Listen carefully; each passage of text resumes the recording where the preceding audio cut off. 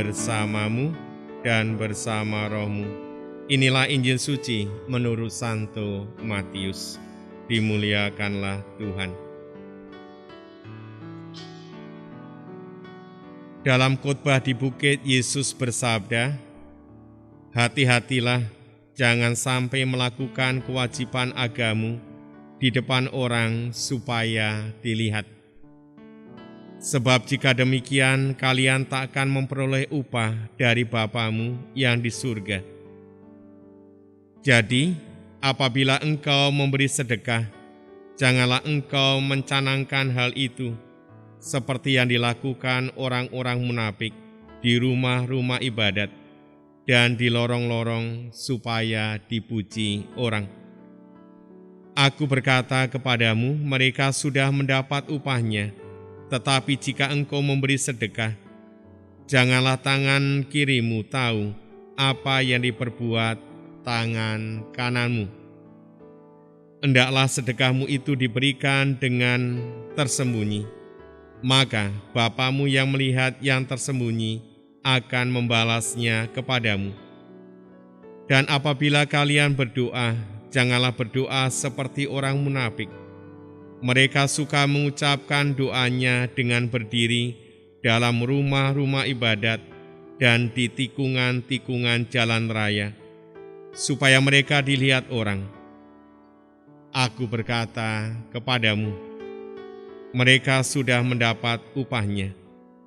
Tetapi jikalau engkau berdoa, masuklah ke dalam kamarmu, tutuplah pintu, dan berdoalah kepada Bapamu yang ada di tempat tersembunyi. Maka Bapamu yang melihat yang tersembunyi akan membalasnya kepadamu. Dan apabila kalian berpuasa, janganlah muram mukamu seperti orang munafik. Mereka mengubah air mukanya, supaya orang melihat bahwa mereka sedang berpuasa. Aku berkata kepadamu, sesungguhnya mereka sudah mendapatkan upahnya. Tetapi apabila engkau berpuasa, minyakilah kepalamu dan cucilah mukamu, supaya jangan dilihat orang bahwa engkau sedang berpuasa, melainkan hanya oleh Bapamu yang ada di tempat tersembunyi.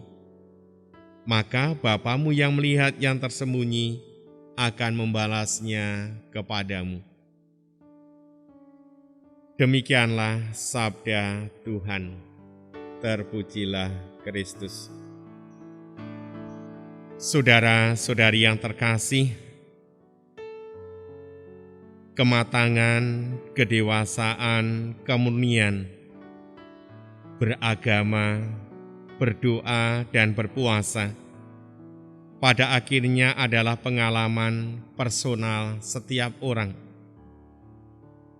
Bahwa yang pribadi, yang personal itu selalu berelasi dengan yang lainnya, tidak ada yang menolaknya, dan memang semestinya begitu.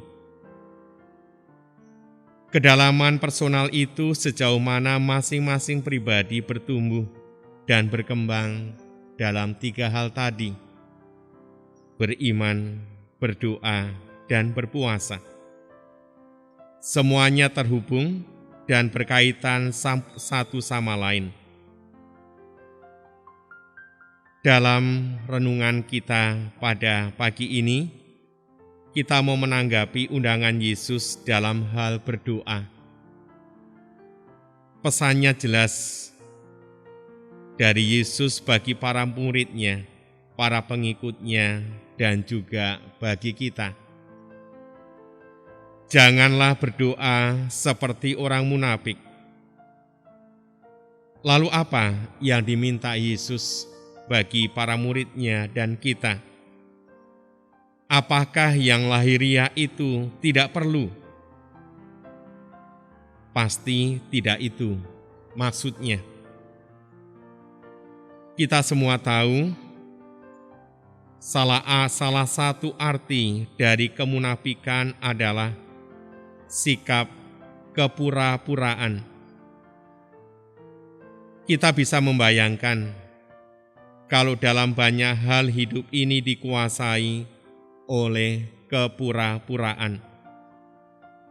Misalnya, atau mungkin modus beragama, modus berdoa.